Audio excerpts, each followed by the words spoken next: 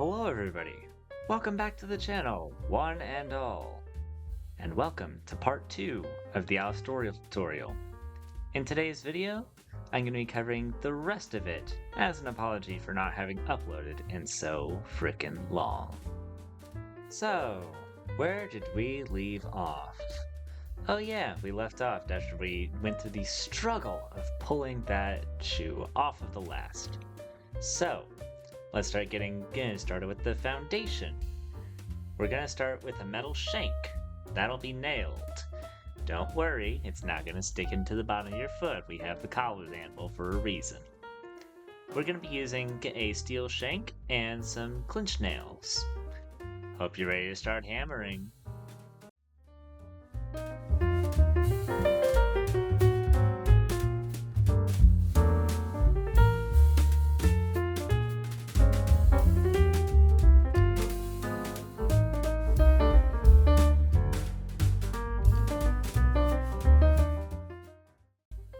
Once you have your nails all nice and flat, we come to the glue that helps hold everything together.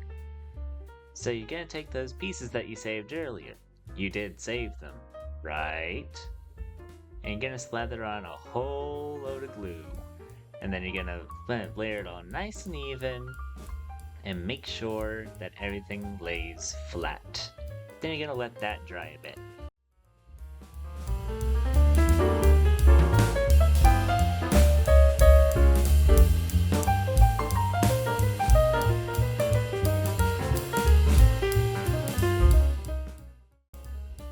Next comes your second layer of your midsole. All nice and roughed up, see?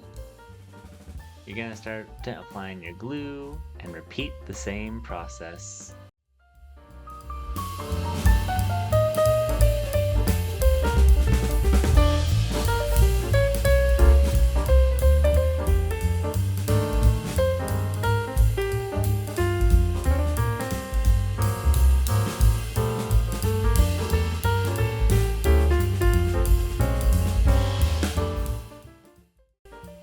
Next comes the first layer of our actual sole. So you're going to take a piece of 10 to 12 ounce veg tan that you've traced out into the size of your sole. And then you're going to actually start marking out where you're going to start cutting and trimming for your fiddleback waist. So make sure to keep everything centered and make sure everything's smooth.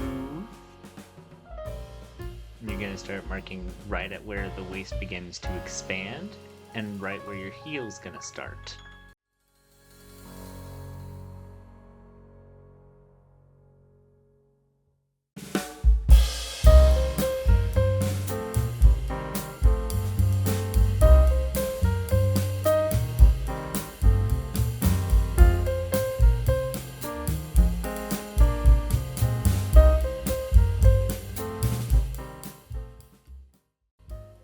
As always, make sure that you're remembering to mark your center line.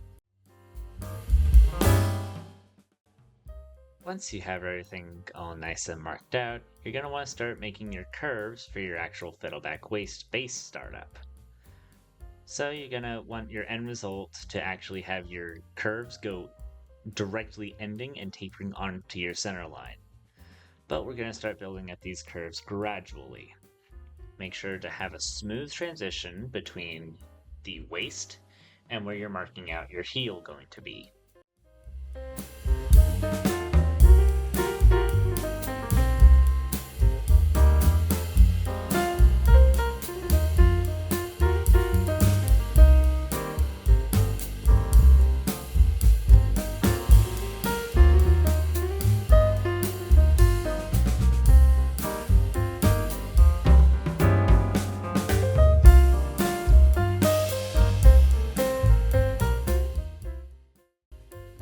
Then proceed to start using your reference marks and copying them onto the bottom piece of your sole. This is going to be very helpful as you're going to be marking out key points to make sure everything lines up properly later.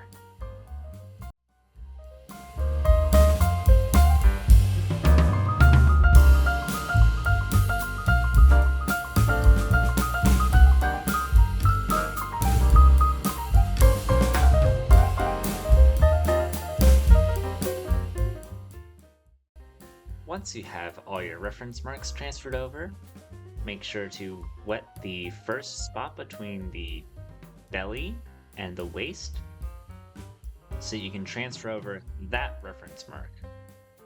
So that way you can start transferring over all the curves properly without misalignment.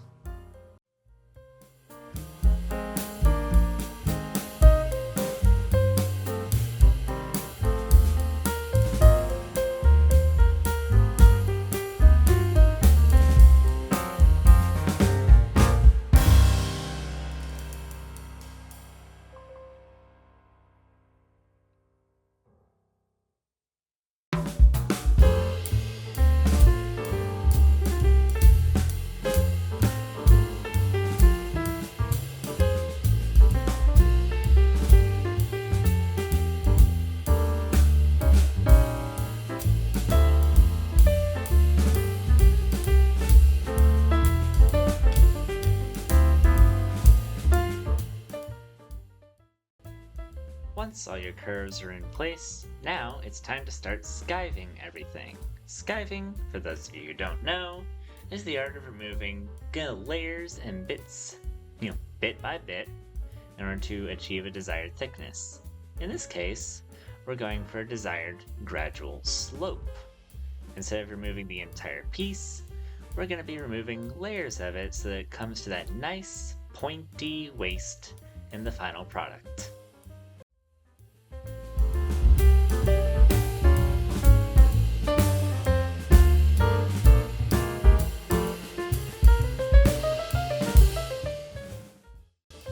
Next, we'll start adding on the sole.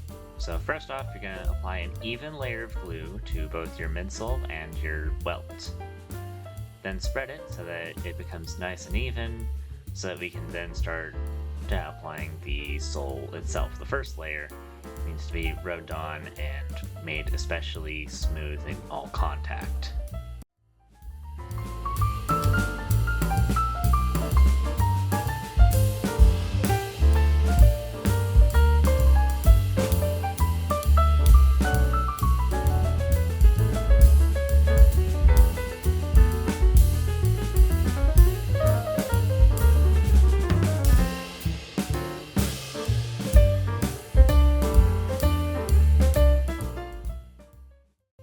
Once even contact has been applied, you're going to start nailing in your soles. The nails themselves, especially if you get the right kinds of nails, won't actually stab into your feet because the collar's anvil causes the nails to clinch, basically turning them back around because they're striking the metal surface, cause them to deform and grab and be very, very strong.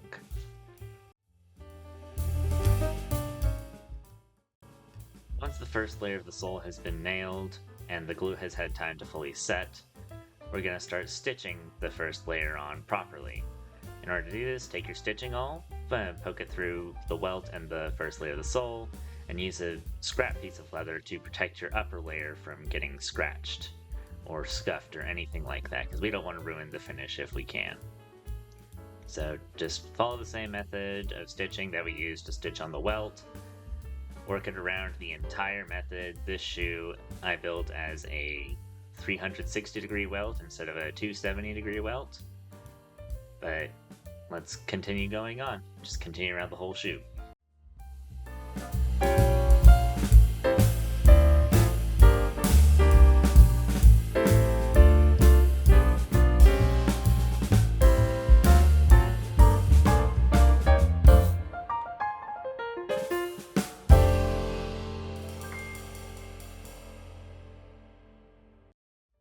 Once you've got your first layer properly stitched on, the second layer goes much the same. Glue, spread, even out, then press, then throw 2 nails in instead of just the one.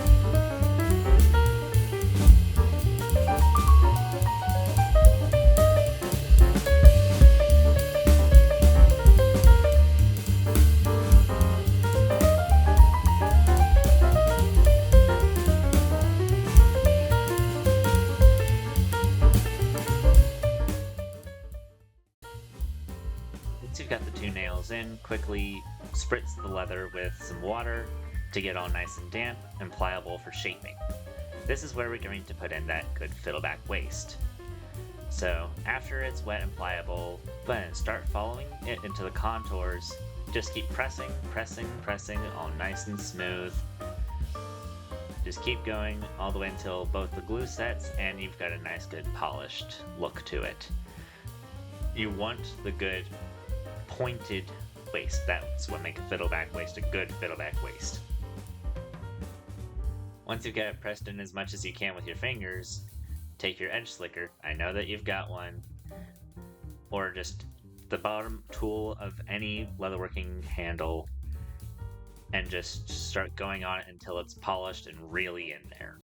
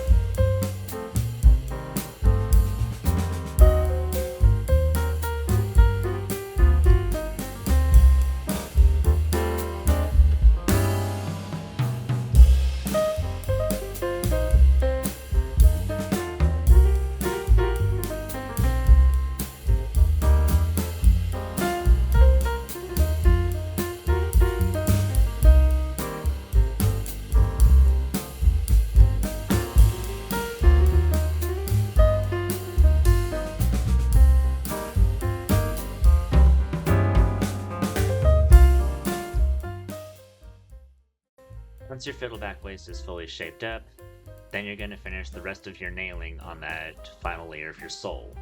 Make sure that you've got the glue going in on all of the parts of that sole, make sure there's no gaps, and then start going in, preferably in the pattern in which I'm following here, which kind of anchors it at all the important points and makes for a nice, good, even distribution of pressure, puncture, weight, etc.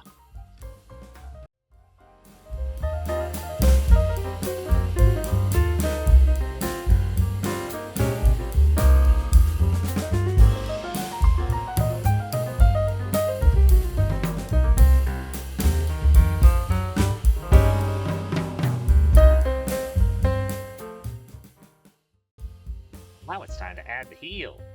Firstly, you're going to make sure to glue up your first layer of your heel, place it where you want it to be, trace out where it's going to be ending up so that you can trim the excess later. Then you're going to peel that up, proceed to stack a second layer on top of the first layer, and then you're going to start nailing those two layers.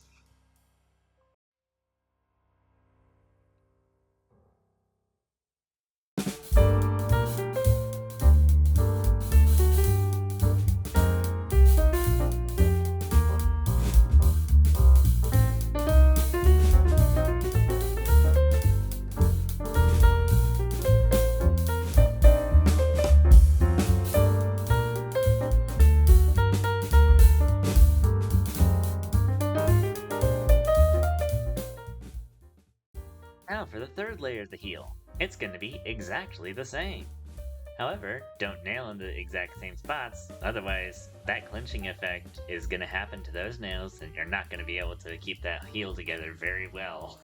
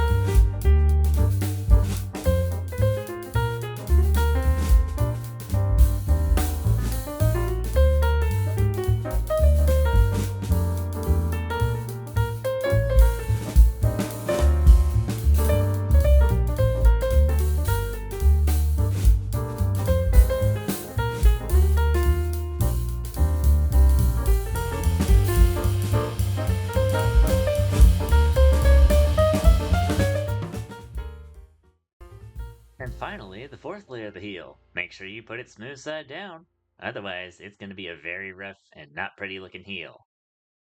Now, you're going to nail even more of it down. Make it all nice and extra pretty.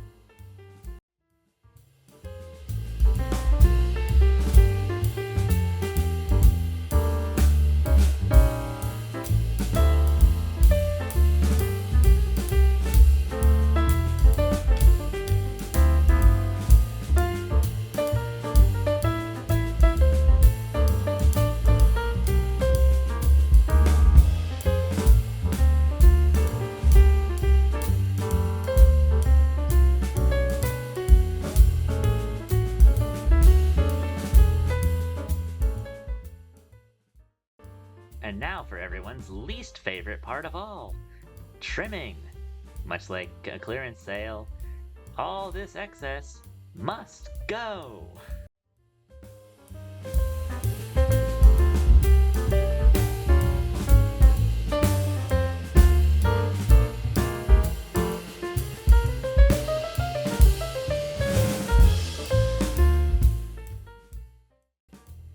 So now that we've got our rough cut done, it's time to sand it down, polish it, to make it a bit more even, a bit more nice looking. So take some leather sander, start going at the heel, start trying to make it all nice and round instead of all cornery.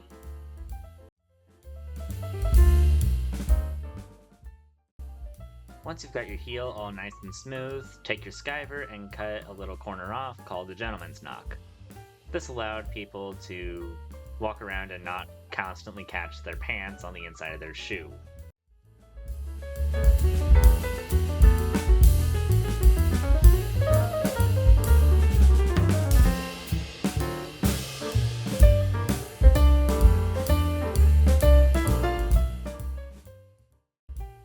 Once you've got that done, of course, because these are ALASTOR'S shoes, he has a deer print on the bottom of his sole. So take your pen and start trying to trace that on. Make sure it's all nice and good, and try and make error towards the outside, not towards the inside if possible, so that it doesn't show up in the actual red of the print.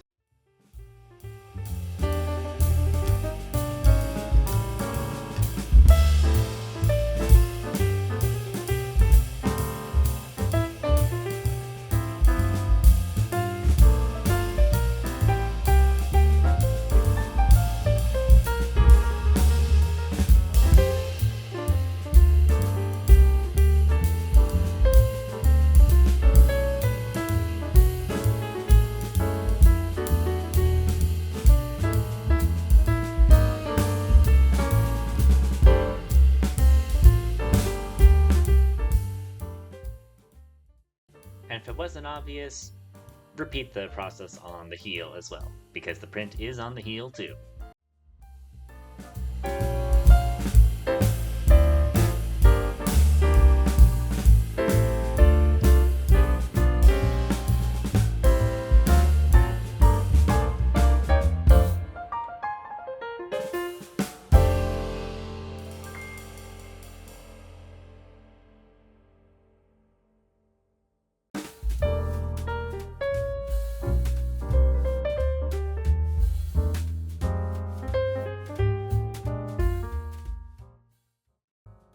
Once you've got your print all designed out, take some tape, preferably scotch or packing tape, and place them over the areas where you've drawn the print. This will allow us to isolate two areas of dye once we actually go to dye the sole. Do not, however, use masking tape. I know that it sounds like masking tape would do the job quite nicely, but masking tape and painter's tape bleed dye like crazy. The borders do not exist for them.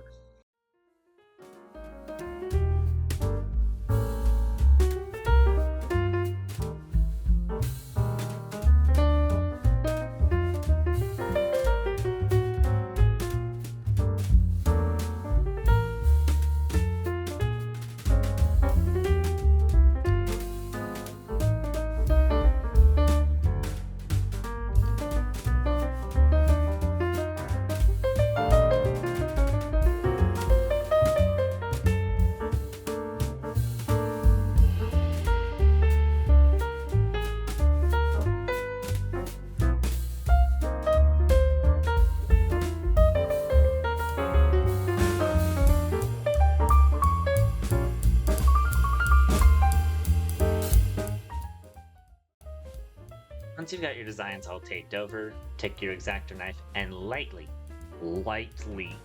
score the tape so that it just barely cuts the tape. Do not try and bite into the leather. And make sure to leave the imprint of the tape over the designed area. We're blacking out the whole of the sole and leaving those taped over areas red. Red does not out-dye black, therefore, leave the tape over the areas that are going to be red.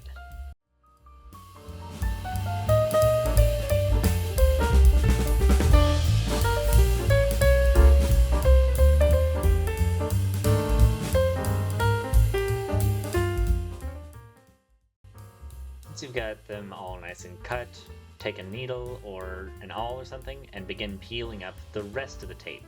Again, leave the areas that you've cut that are going to be red. Peel up the rest of the tape.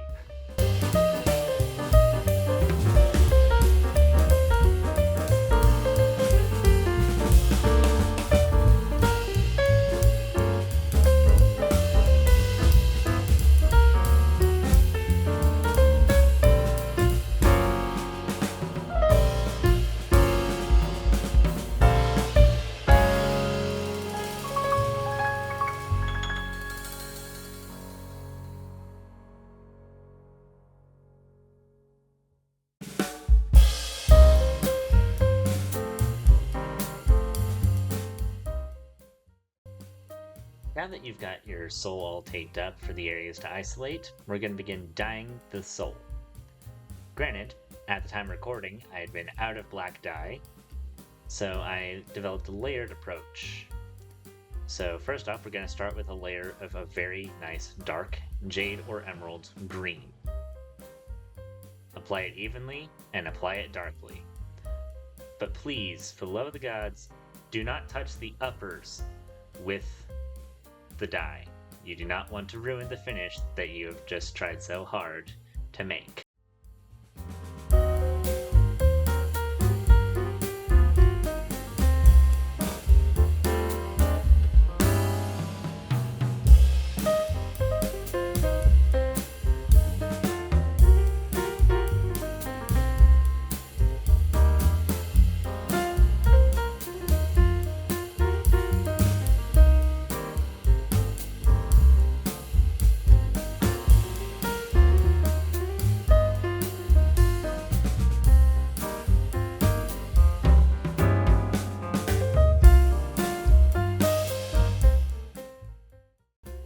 Next up, we're going in hot with a layer of orange. Repeat the process.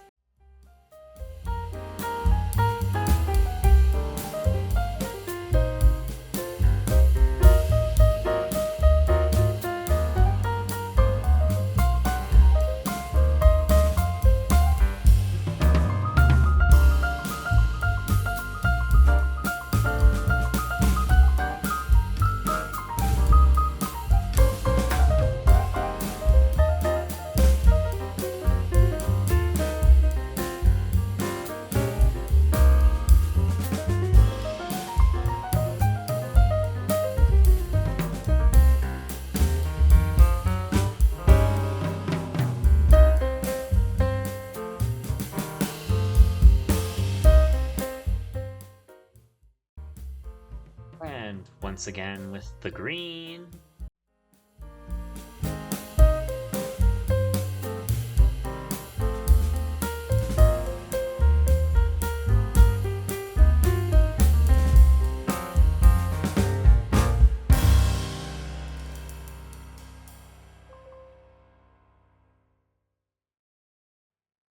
And once again with the orange.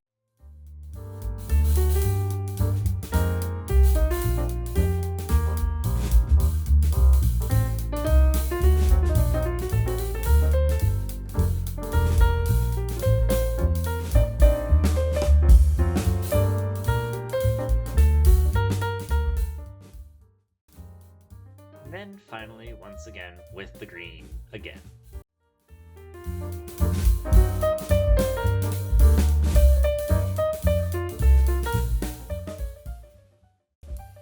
Now take your awl and peel up that tape from earlier that we left because we're about to dye it red.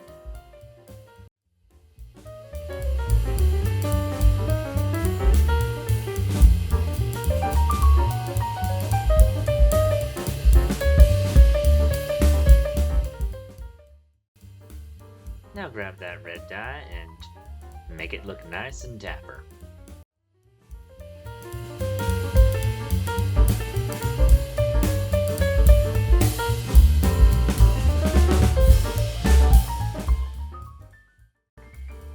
Now that we've got the sole dyed up, we gotta make it all nice and tough. Make it fit for an actual sole and not just get tore up on the sidewalk.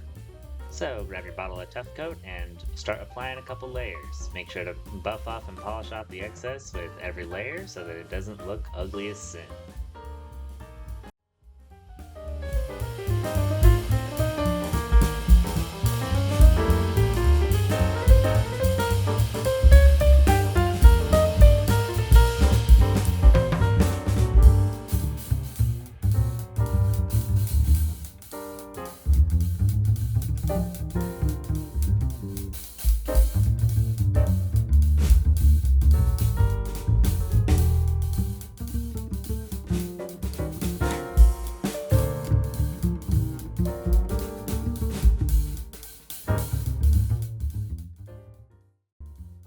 And while that Tough Coat's all got your soul nice and pliable, take this opportunity to polish it up, make sure that the edges are smooth and shiny, make sure any rough spots get leveled out by sheer force of friction.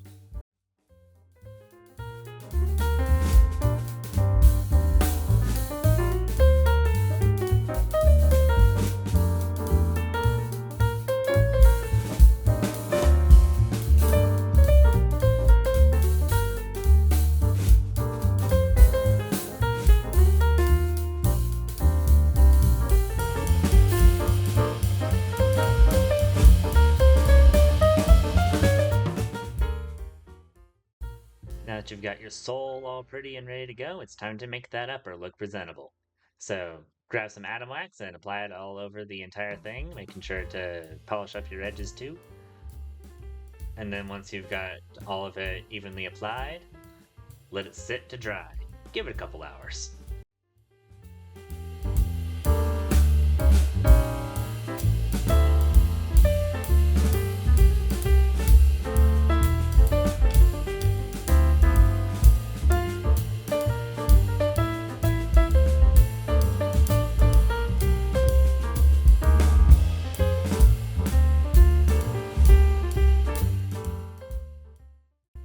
Now that Atom Wax is all nice and dry, take a nice good polishing brush and buff off the excess.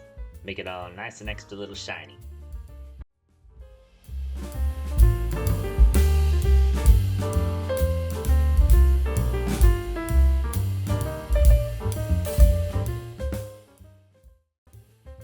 Once you've got your Atom Wax all nice and buffed up, it's time to introduce this shoe to a little bit of polish. Not enough to really shine it, but enough to give it a little bit more extra character, make it not too bright, and give it a bit more waterproofing than just Atom Wax. And not everybody else is gonna have Atom Wax, so this is gonna be nice and easy way to make it continue to look good.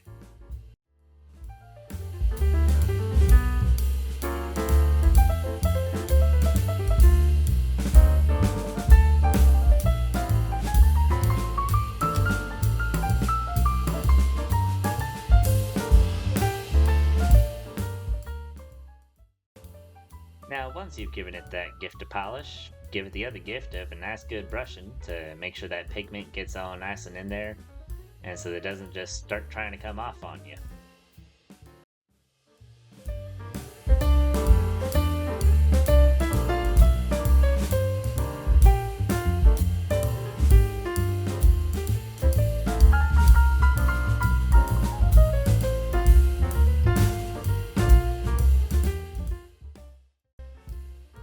Now that we've got the shoes all nice and ready to go, it's time to put some laces on these, get them ready for delivery. I'm going for a actual Oxford style lacing, which gives us those nice clean lines instead of the more common lacing that I'm sure we're all familiar with that gives us the typical crisscross pattern. The crisscross pattern is just on the inside now, so I'm kind of slowing it down to make sure you can really catch how to do this.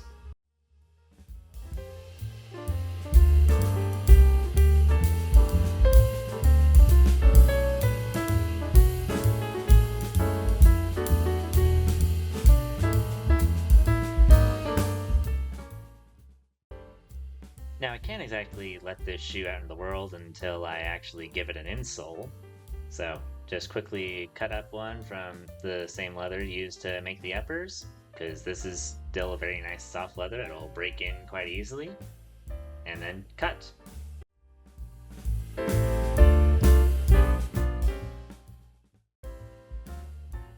give it the good color treatment with some red dye and a little bit of atom wax. Buff off the excess, of course.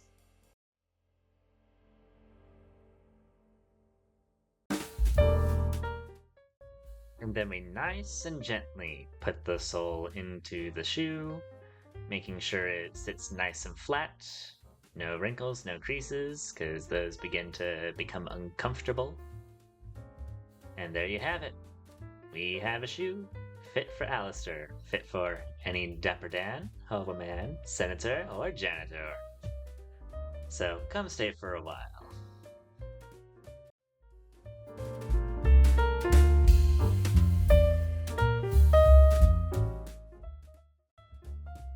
Subscribe.